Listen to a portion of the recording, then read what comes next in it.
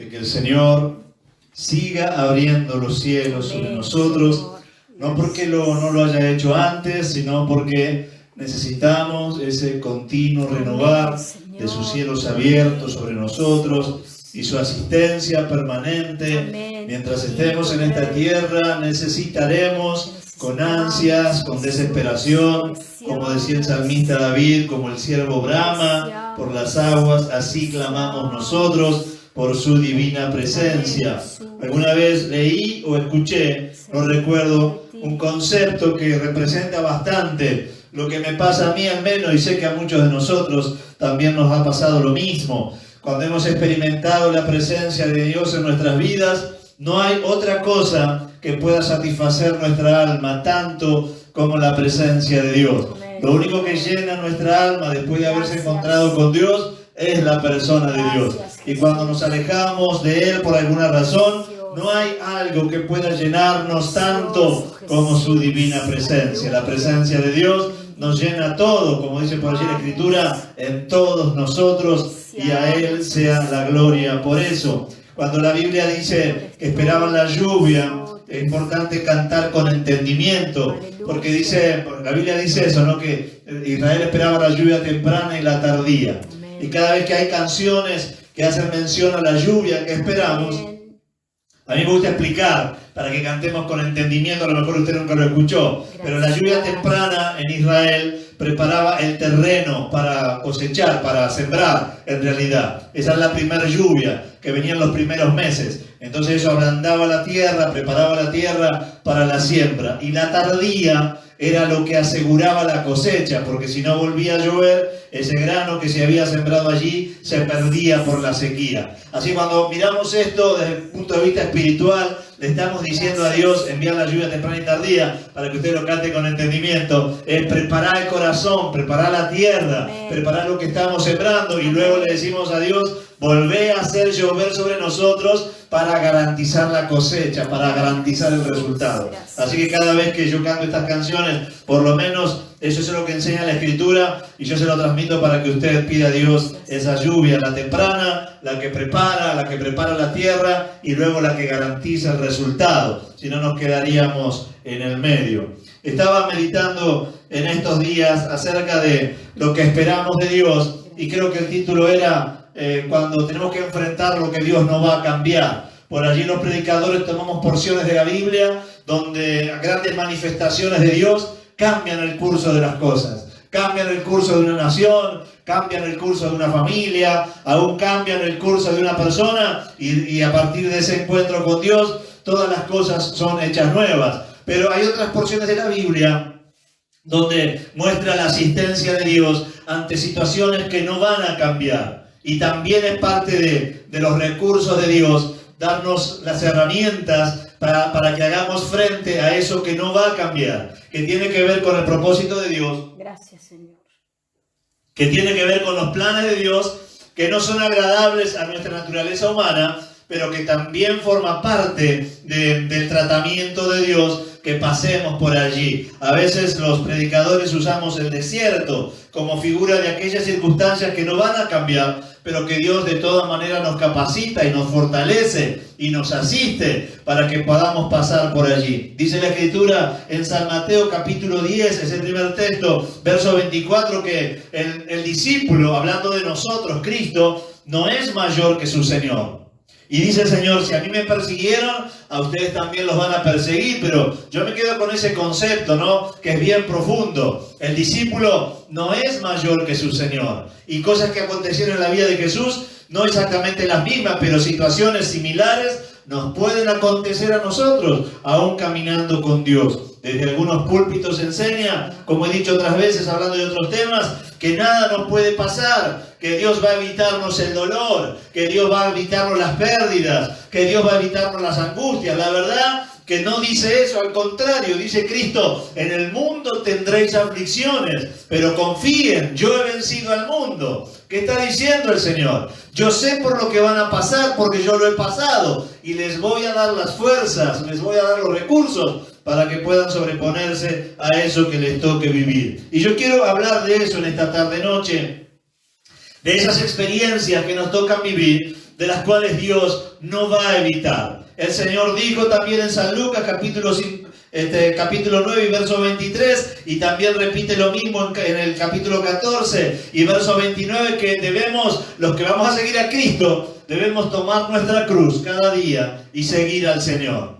No es que esta vida cristiana va a ser sin cruces, para usar las palabras de Jesús. La cruz era aquello horrendo que le tocó vivir al Señor según el propósito divino para redimir a la humanidad. La cruz era aquella cosa por la cual tenemos que pasar dentro de la voluntad de Dios. La cruz para Jesús no fue la consecuencia del pecado. Hay otras porciones para eso. Para cuando pecamos, y la verdad que la Biblia advierte que caminemos en santidad para que no nos vaya mal. Pero la cruz no era eso.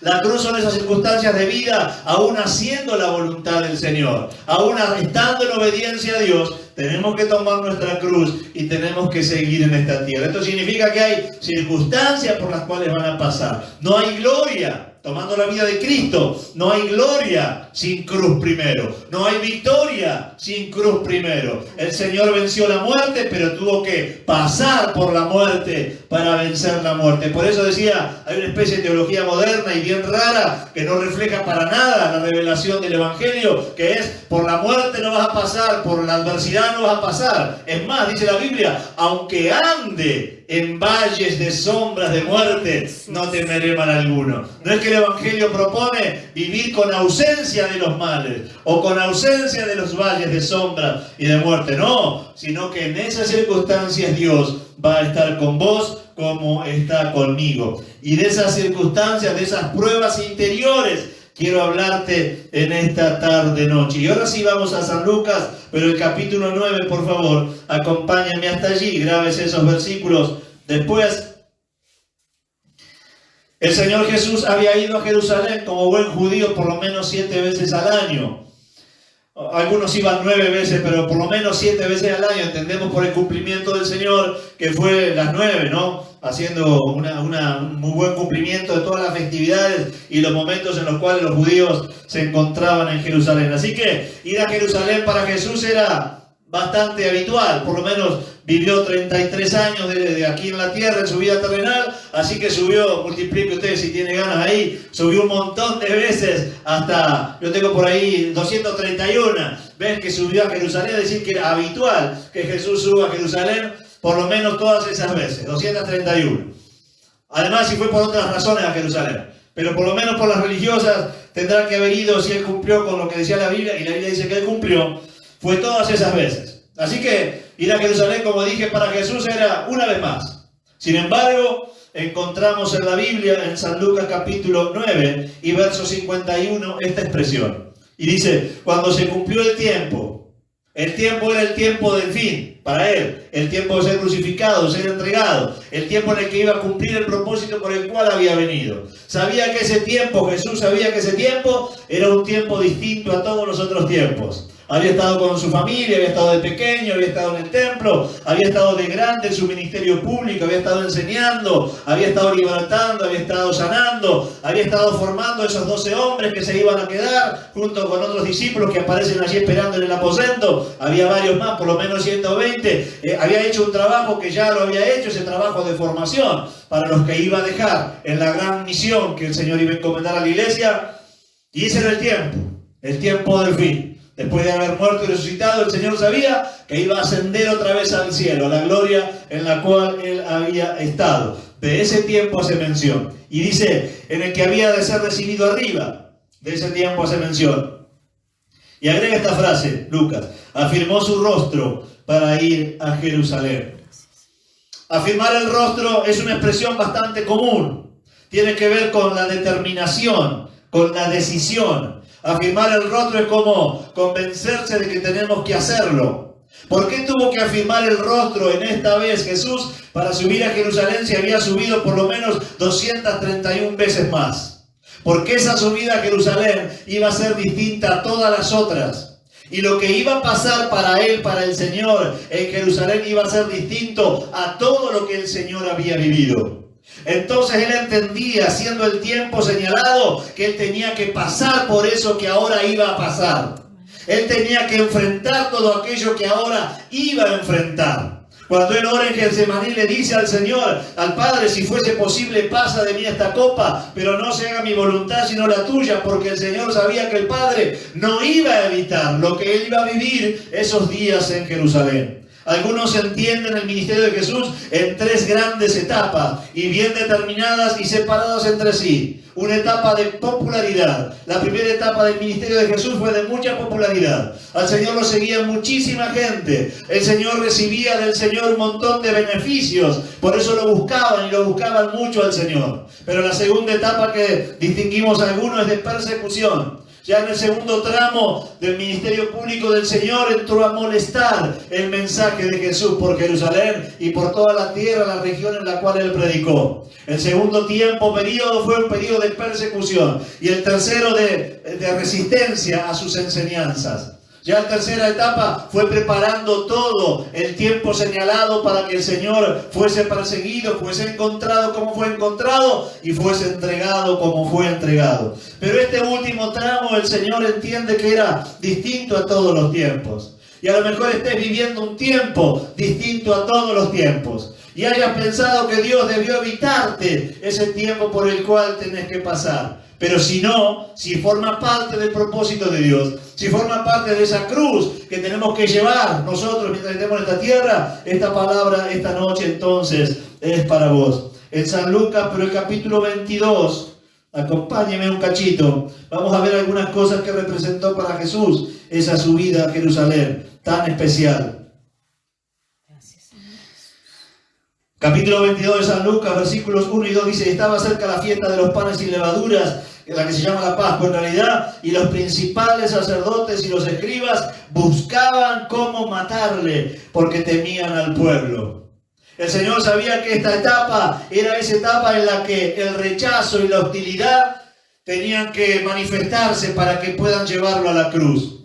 Y el Padre no le evitó pasar por el rechazo. Cuando uno mira la vida de Jesús, verdaderamente entiende al ser humano desde otro lugar y tiene una mirada del ser humano desde otra óptica. ¿Qué habían encontrado para perseguir a Jesús como lo persiguieron? ¿Qué habían encontrado para matar a Jesús? De hecho está ese hecho histórico que se ha hecho común a todas las sociedades de el lavarse las manos como representando no tener nada que ver, que es lo que hizo Pilato, que no quería tener nada que ver con la muerte de Jesús porque lo encontraba un hombre justo. Pero allí estaba como un reo, porque él experimentó el rechazo. Mira, el rechazo es un sentimiento, es una actitud por parte de los demás que genera un sentimiento en nosotros de indignidad, ¿no? De creer que no calificamos, no ser aceptados, ni más ni menos que eso, ser rechazado. Y a veces hay personas que te cargan por mucho tiempo con esa sensación de no caer bien, de no ser aceptado. A veces cuando empezamos de niñitos nos vamos dando cuenta de esto. Peor si hemos nacido en un lugar que no nos habían deseado al momento de concebirnos, ¿no? Porque ya empezamos a experimentarlos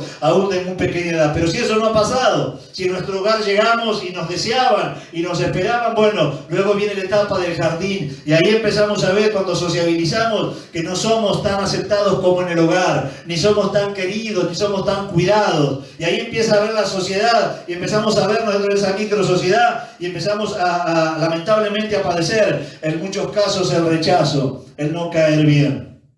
Jesús pasó por el rechazo y la hostilidad.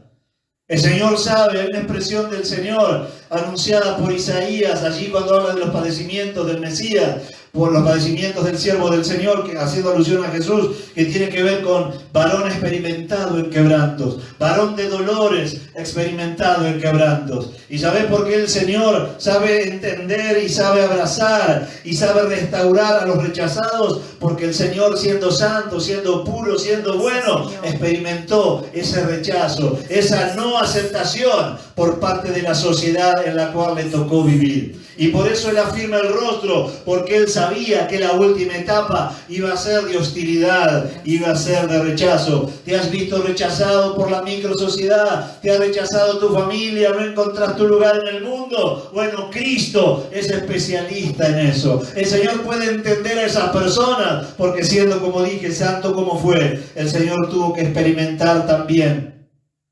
ese sentimiento que es el rechazo. Luego dice en San Lucas capítulo 22, pero verso 44 muestra la escena en la cual el Señor va a Getsemaní. Y cuando uno está pasando por momentos difíciles, lo que quiere y necesita, porque una necesidad hasta humana, tener quien lo acompañe en el dolor. Lo que muestra la Biblia que el Señor pasó el peor momento de su vida, pero solo. Y tal es así que el Señor le reclama a los discípulos de que lo habían dejado solo en el peor momento de su vida. La Biblia muestra allí en el capítulo 20, pero desde el 39 al 46, y en el 44 dice la Biblia que el Señor agonizaba intensamente, y cuando va a buscar a los discípulos, estaban durmiendo, no pudieron acompañarlo. ¿No te ha pasado alguna vez pasar por los peores momentos de tu vida solo, sin que en tu entorno se dé cuenta por lo que estás pasando, sin que otros puedan medir el dolor que estás sintiendo?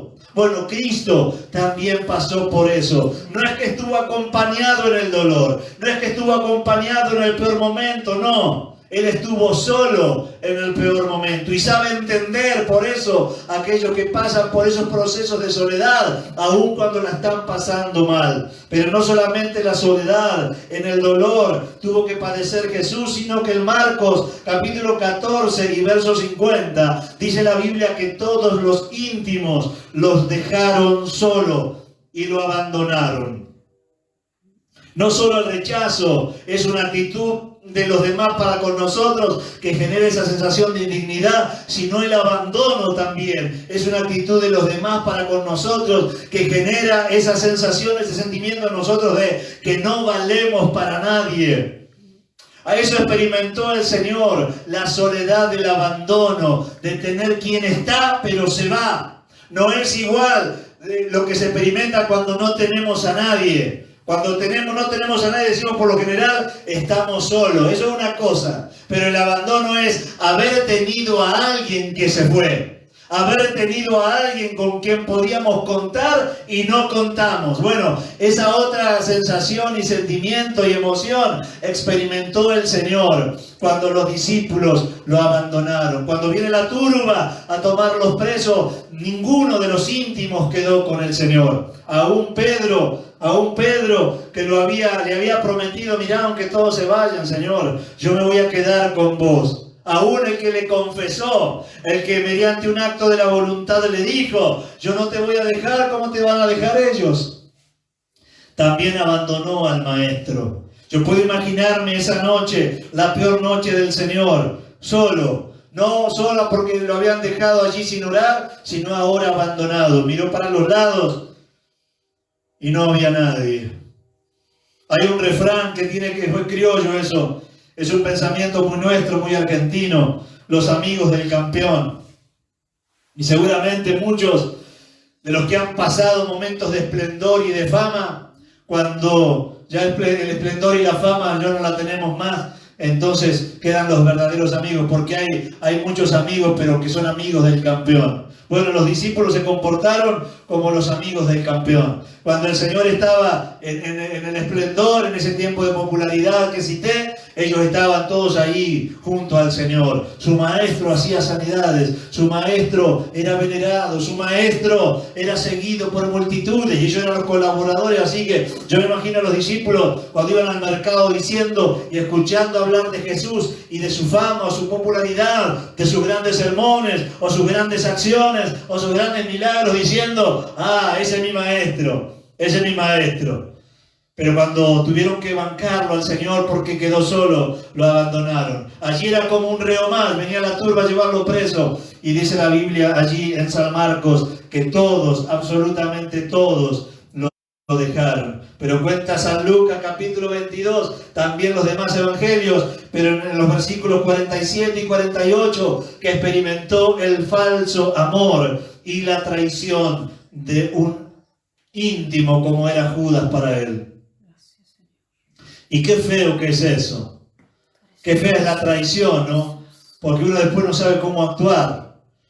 Qué importante que es guardar la confianza que nos han tenido. Bueno, en el caso de San Lucas, en el caso de Judas, podría haber guardado y haber sido otro quien entregase al maestro. Sin embargo, lo entregó un íntimo. Y dice la Escritura que de una manera muy cínica, diría yo, no encuentro otro término, ¿no? Porque va y le dice a los que estaban con él, aquel al que yo le doy un beso, ese es el que tienen que llevarse ustedes.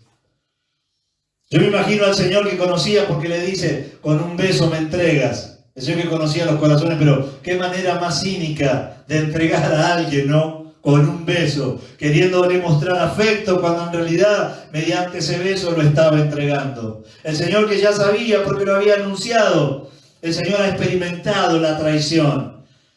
El Señor ha experimentado ser defraudado y el Señor entiende a los que pasan por esos sentimientos. Así que también tuvo que experimentar la traición y el falso amor de un íntimo.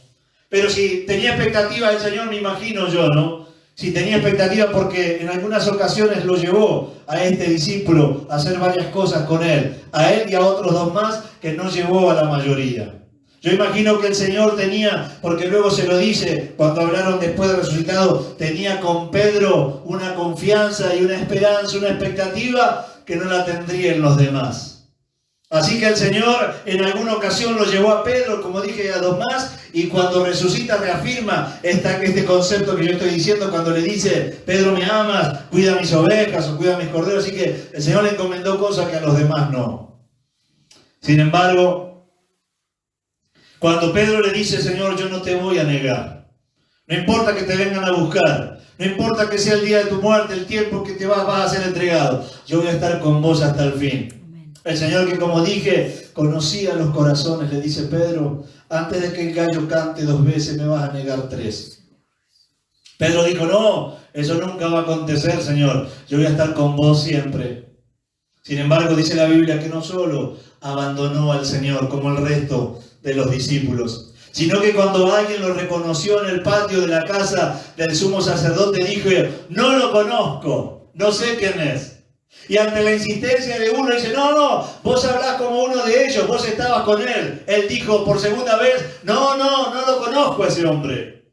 Y por si faltaba poco, como el Señor le había anunciado, cuando una criada le dijo, tú eres de ellos, por tercera vez Pedro dice, no lo conozco.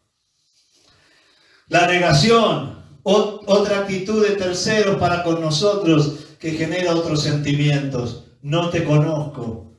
Lo que ahora llamamos comúnmente el ninguneo, no sé quién es. Había compartido con Cristo, lo había reconocido como el Mesías cuando recibió aquella revelación. Sin embargo, ahora estaba diciendo, no tengo nada que ver, no conozco a ese Jesús. Hagan lo que tengan que hacer con él. ¿Cómo no va a entender el Señor aquellos que pasan por ese proceso? ¿Cómo no va a entender el Señor aquellos que son sometidos a este tipo de actitud mediante un propósito que Dios pueda tener? O cuando Dios los permite por alguna razón. ¿Cómo no va a afirmar su rostro Jesús si todo eso representaba Jerusalén para él? Si tenía que experimentar ahora el abandono, el rechazo, la traición y la negación de un amigo como era Pedro para él. ¿Cómo no iba a afirmar su rostro? Porque eso Dios no lo iba a evitar. No lo iba a evitar. Tenía que afirmarse el Señor y pasar por eso. Porque si no pasaba por eso el Señor, entonces no había redención del alma para toda la humanidad. Esas cosas que dan seguridad y dan confianza a nosotros, como tener las personas que queremos, sabernos aceptados y amados, tener los amigos que bancan, todo eso que a nosotros nos hace bien. Bueno, Cristo no lo tuvo. Por eso, como dice Isaías, el Señor es Señor de dolores, experimentado en quebranto, que sabe entender y sabe sostener a los que pasan por esos procesos, a los que son víctimas de esas actitudes. El Señor sabe sostener, porque Él pasó por eso. Gracias, Jesús. Déjeme compartirle algunas lecciones que yo he aprendido a partir de ese versículo, cuando se hizo la luz en mi mente. Algunas lecciones que he aprendido cuando Dios permite que pasemos por circunstancias que no va a evitar. Que no podemos comprar esa postura de un evangelio facilista y triunfalista que dice, no, la angustia Dios te la va a evitar. El dolor Dios te lo va a evitar. El ser rechazado Dios te lo va a evitar. El ser abandonado Dios te lo va a evitar. La verdad Repito lo que dijo el Señor, San Marcos capítulo 10 y verso 24. El discípulo no es mayor que su maestro. Si a mí me persiguieron, dijo el Señor, a ustedes también los van a perseguir. Una de las lecciones que aprendí es a determinarme a aceptar que las cosas son así y que Dios no evitó que pasen. Cuando las cosas son así y Dios no evita que pasen, yo la tomo como parte del proceso de Dios para los planes que Dios tiene conmigo. Porque cada prueba superada, cada prueba en la que podamos avanzar y salir victoriosos, para mí es la obra de Cristo que sigue moldeando mi ser. Así que digo, gracias Señor, porque si no evitaste que yo pase por allí, algo bueno Dios tú harás con esto que me está pasando. Si no evitaste que yo pase por esa circunstancia y que haya tenido esas consecuencias, vos sabrás por qué. Vos estás trabajando en mí. Así que he aprendido a determinarme a aceptar las cosas que Dios ha preparado, y si Dios las ha preparado, Dios sabe por qué. Hay algo que dice la Biblia que para mí es muy bueno y me hace mucho bien. Sus pensamientos son más altos que nuestros pensamientos. Así cuando no logro entender algo desde mi razonamiento, y aún cuando no logro entenderlo por la revelación de su palabra, digo, tú eres soberano, Señor. Tú sabes por qué haces las cosas y permites las que permites. Yo sigo encaminado en tu propósito para mí. Tomo mi cruz y te sigo de todas maneras. Lo segundo que he aprendido es a mantener una intensa y fluida comunión con Dios cuando estas cosas acontecen en nuestras vidas. Separarnos de Dios y pasar por pruebas suele dejar daños y secuelas irreparables en nosotros. Cuando esas circunstancias mediante las cuales Dios nos está formando y permite que pasemos por ellas, yo he aprendido algo: a esconderme en la comunión con Dios. A apartarme a la comunión con Dios. Normalmente intensifico los tiempos de oración.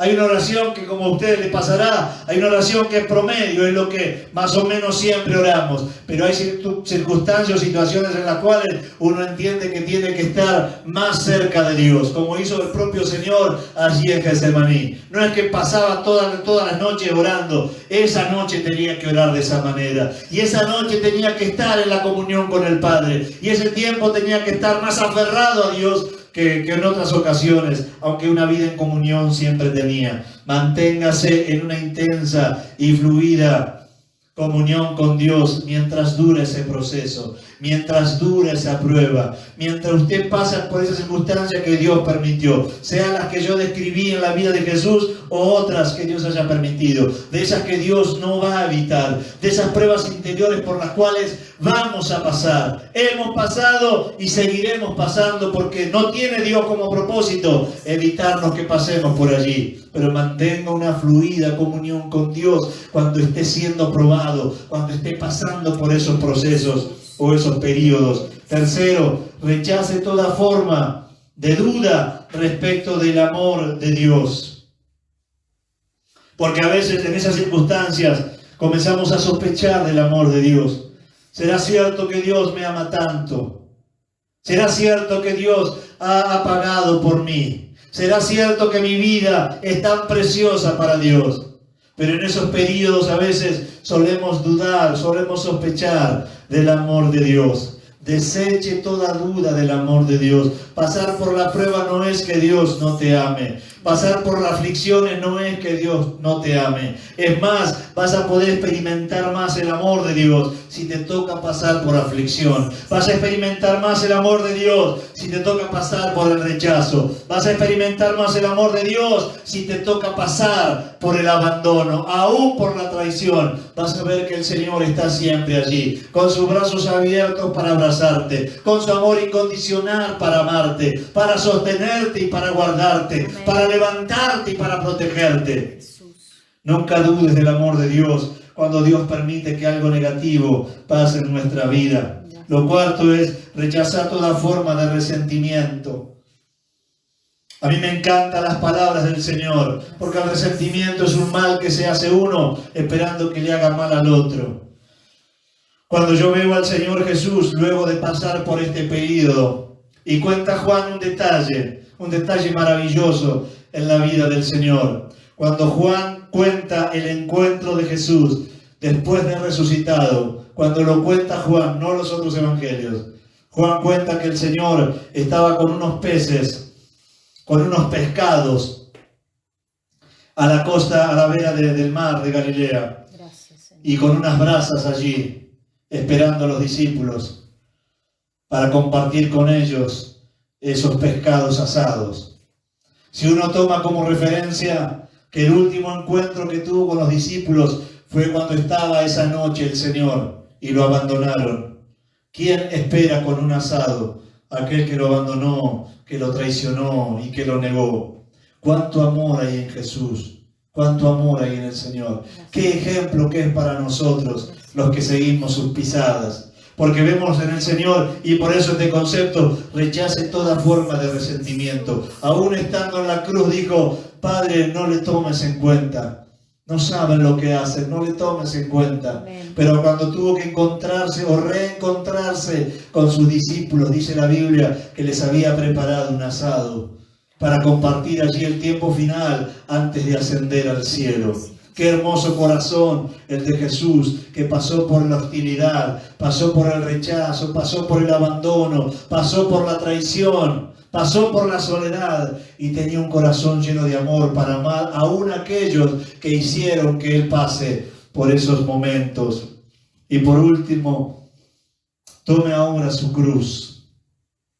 Tome ahora su cruz y siga al Señor. No hay ninguna posibilidad de caminar la vida cristiana evitando llevar la cruz. Cada cual debe llevar la suya propia. Cada cual debe llevar su cruz. Para entrar al cielo es menester llevar nuestra cruz. Porque dijo Cristo, aquel que me quiera seguir, tome su cruz y sígame. La cruz es imprescindible para llegar al cielo, como dije. Cuenta una historia de un hombre al cual Dios le había dado una cruz, pero llena de ramas. Como a veces nos toca pasar y llevar por la vida una cruz que es incómoda, una cruz que es difícil de cargar. Y esta historia, que es una fábula, porque las cruces no son así, pero dentro de la fábula, para la ilustración final, es así la historia. Este hombre empezó a cortarle las ramas a esa cruz para hacerla más llevadera, para hacerla de alguna manera más agradable y más fácil de transportar. Pero fue sacando día a día, semana a semana, mes a mes, año a año, mientras duraba su peregrinar en esta tierra, fue quitando de esa cruz que le había dado el Señor al inicio de su conversión todas aquellas ramas que le molestaban. Y dejó, sí cierto, una cruz bien larga, pero sin ramas, un tanto más aliviada y más fácil de llevar. Pero cuenta esta historia que este hombre un día partió, como vamos a partir todos, y llegó al cielo. Y había un camino allí en el cielo, lo estaba esperando un largo camino. Y él veía un resplandor, dijo, allá debe estar la nueva ciudad. En ese resplandor, allá debe estar la nueva ciudad. Así que caminó y caminó y caminó, llevando su cruz sin esas ramas. Y de pronto llega y hay una gran muralla, una muralla muy alta, muchos metros era la muralla, y él llega con la cruz. Y cuando llega allí dice, qué raro, aquí no hay puerta, no me está recibiendo nadie, pero empieza a gritar, Jesús, Jesús, soy yo, Juancito, de Olavarría, mirá, partí, ahora estoy aquí en el cielo, estoy queriendo entrar para la redención eterna, esa patria, esos lugares que me tenés preparado. De pronto, después de tanta insistencia, el Señor aparece allí, en la muralla, en el filo de la muralla, y le dice, hijo, qué bueno que has venido. Aquí estoy, Señor, ¿cómo hago para entrar? Cristo le dijo, ¿dónde está la cruz que te di? Acá está la cruz que me diste, Señor. Bueno, dice el Señor, apoyá la cruz sobre este paredón, esta gran muralla. Comenzá a escalar con las ramas que yo te di para que te encuentres conmigo en la eternidad. Este cristiano le dijo, Señor, las ramas no las tengo. Yo le saqué las ramas a mi cruz. Yo pensé que podía llegar con la cruz como yo quería. Dijo el Señor, yo te di la cruz apropiada para que cuando llegue este día vos puedas subir a la eternidad conmigo. ¿Qué nos enseña esta fábula? Que la cruz tal cual Dios nos las haya permitido llevar, es esa la cruz que tenemos que llevar. No tenemos que sacarle peso, no tenemos que sacarle incomodidad, no tenemos que pedirle a Dios, Señor, esto no me lo hagas vivir, porque si forma parte de nuestra cruz, tenemos que ir con ella hasta el final de nuestros días. Tal vez has renegado de la cruz que te toca llevar. Como dije, la cruz para Cristo no era la consecuencia del pecado, eso es otra cosa. La cruz para Cristo era estas circunstancias que yo te describí como parte de la voluntad de Dios para Él y como parte del proceso para la redención eterna de toda la humanidad. Yo no sé qué tiempo estás viviendo en este tiempo. No sé cómo son tus días. No sé ¿qué sería Jerusalén para vos? No sé cuáles son las circunstancias por las cuales Dios va a permitir que pases y no las va a evitar. Que tendrá que fortalecerte Dios y darte los recursos para que puedas pasar por esas circunstancias y pases en victoria. A lo mejor le has pedido a Dios y te has frustrado en tu oración. Le has pedido, Señor, evítame esto, y Dios no lo evita porque forma parte de su voluntad para vos. Entonces empezá a cambiar tu oración. Señor, voy a firmar mi rostro. Voy a enfrentar esto con determinación. Vos me vas a dar las herramientas para que yo pase por esto y para que pase en victoria.